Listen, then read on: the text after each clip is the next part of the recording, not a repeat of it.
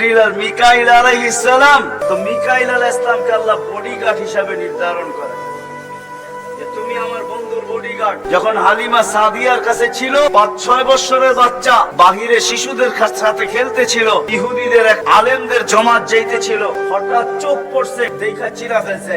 দুইজনকে বলছে মনে তো হয় ওইটাই কান্না হুহু, তো দুইজনে আগে সত্যায়িত করে আসো আসলেই ওইটা কিনা।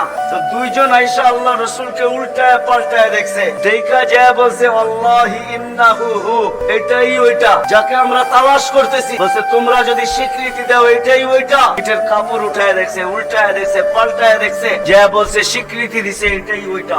তো বলছে দুইজনকে নির্ধারণ করো, যা কতল করে দেখছে। কেননা নবী আমাদের ভিতর থেকে আসে নাই, নবীর সন্তান আমরা বনি ইসরাইল, আমাদের ভিতর থেকে আসবে, আমরা অপেক্ষায় ছিলাম, আসে নাই।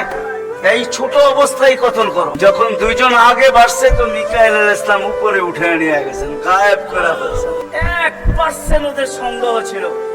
যখন নিয়ে গেছেন তো চিৎকার দিয়ে সবাই বলতেছে আল্লাহি ওয়াল্লাহি ইন্নাহু হু ওয়ালাকিন কুতিবা ফি কিতাবিনা লা তাকদির, এইটাই উনি, আমাদের কিতাবে এটাও লেখা আছে তোমরা হত্যা করতে চাইলেও পারবে না।